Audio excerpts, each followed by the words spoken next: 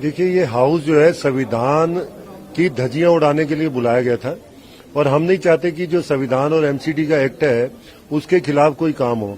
आप सबको पता है इस एमसीडी एक्ट की धारा 44 है जिसमें 3 बड़ी जो शक्तियां दी गई हैं हाउस को, जिसमें कमिश्नर, मेयर और स्टैंडिंग कमेटी है। लेकिन स्टैंडिंग कमेटी को बिना संसद की अनुमति के आप जो है हाउस में मर्ज नहीं कर सकते। तो आज क्या प्रस्ताव है कि जो हाउस है जो उसके अंदर स्टैंडिंग कमेटी को मर्ज किया जाए, तो ये कैसे काम होगा। तो संविधान की धज्जियां उड़ाई जा रही हैं, इसलिए बीजेपी के पार्षद विरोध कर रहे हैं और करते रहेंगे। लेकिन आप लोग हाउस को चलने देते थे, चर्चा हो सकती थी उनका मेयर की तरफ। तो हाउस का एजेंडा ही क्लियर है कि संविधान की धज्जी उड़ानी है। जब पता ही है आपको कि ये संविधान के विरुद्ध जा रहे हैं तो कैसे हाउस चलने देंगे हम।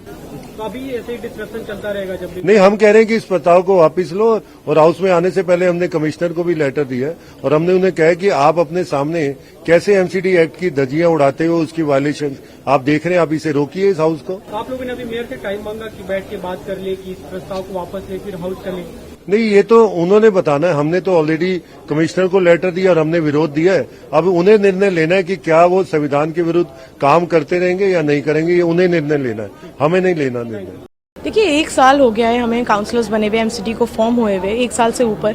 जिस तरह से इनकी एक तानाशाही चल रही है यहाँ पर, आप ये देखिए कि स्टैंडिंग कमेटी का गठन नहीं किया गया अभी तक, वार्ड कमेटीज, जोनल कमेटीज का, जबकि कोर्ट की तरफ से कोई स्टे नहीं है स्टैंडिंग कमेटी फॉर्मेशन के ऊपर। कोर्ट ने एल्डरमैन का जजमेंट 6 महीने से रिजर्व किया हुआ है, लेकिन कोर्ट ने ये नहीं कहा था कि जब तक जजमेंट नहीं आएगा तब तक आप फॉर्मेशन नहीं कर सकते स्टैंडिंग कमेटी की। ऐसी कोई भी गाइडलाइंस कोर्ट की तरफ से नहीं आई है। तो क्या वजह है, क्या कारण है कि ये लोग स्टैंडिंग कमेटी नहीं बनने दे रहे हैं। ये अपने अंडर सारा कंट्रोल रखना चाहते हैं, सारी पावर रखना चाहते हैं, क्योंकि करप्शन की तभी आसानी से कर सकेंगे जैसे कि दिल्ली सरकार में बैठ के कर रहे हैं। वही पैटर्न ये एक एमसीडी में लेकर आ रहे हैं और ये अनकॉन्स्टिट्यूशनल है। देखिए, इस तरह से ये प्रस्ताव लाके ये कॉन्स्टिट्यूशनल क्राइसिस क्रिएट कर रहे हैं। ये पार्लियामेंट्री एक्ट है, डीएमसी एक्ट, इसका वायलेशन करके ये लोग कॉन्स्टिट्यूशनल क्राइसिस क्रिएट कर रहे हैं, जिसको हम बिल्कुल किसी हाल मंजूरी नहीं देंगे। बीजेपी काउंसलर जो सवाल उठा रहे हैं, आप उसका समर्थन कर रही हैं? देखिए, हम ऑपोजिशन में बैठे हैं, कांग्रेस के 9 काउंसलर्स, हम पूरी तरह इसका विरोध कर रहे हैं कि आप कॉन्स्टिट्यूशनल क्राइसिस नहीं क्रिएट कर सकते हैं। देखिए, ये हाउस जो है संविधान की धज्जियां उड़ाने के लिए बुलाया गया था और हम नहीं चाहते कि जो संविधान और एमसीडी का एक्ट है उसके खिलाफ कोई काम हो। आप सबको पता है इस एमसीडी एक्ट की धारा 44 है जिसमें 3 बड़ी जो शक्तियां दी गई हैं हाउस को, जिसमें कमिश्नर, मेयर और स्टैंडिंग कमेटी है। लेकिन स्टैंडिंग कमेटी को बिना संसद की अनुमति के आप जो है हाउस में मर्ज नहीं कर सकते। तो आज क्या प्रस्ताव है कि जो हाउस है जो उसके अंदर स्टैंडिंग कमेटी को मर्ज किया जाए, तो ये कैसे काम होगा। तो संविधान की धज्जियां उड़ाई जा रही हैं, इसलिए बीजेपी के पार्षद विरोध कर रहे हैं और करते रहेंगे।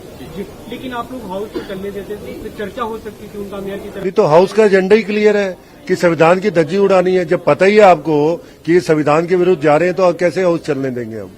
तो अभी ऐसे ही डिस्कशन चलता रहेगा जब भी। नहीं, हम कह रहे हैं कि इस प्रस्ताव को वापस लो और हाउस में आने से पहले हमने कमिश्नर को भी लेटर दिया है और हमने उन्हें कहा कि आप अपने सामने कैसे एमसीडी एक्ट की धज्जियां उड़ाते हो, उसकी वायलेशन आप देख रहे हैं, आप इसे रोकिए इस हाउस को। तो आप लोगों ने अभी मेयर से टाइम मांगा कि बैठ के बात कर ले कि इस प्रस्ताव को वापस ले फिर हाउस चले। नहीं, ये तो उन्होंने बताना है। हमने तो ऑलरेडी कमिश्नर को लेटर दिया और हमने विरोध दिया है। अब उन्हें निर्णय लेना है कि क्या वो संविधान के विरुद्ध काम करते रहेंगे या नहीं करेंगे, ये उन्हें निर्णय लेना है, हमें नहीं लेना निर्णय। देखिए, 1 साल हो गया है हमें काउंसलर्स बने हुए, एमसीडी को फॉर्म हुए हुए 1 साल से ऊपर।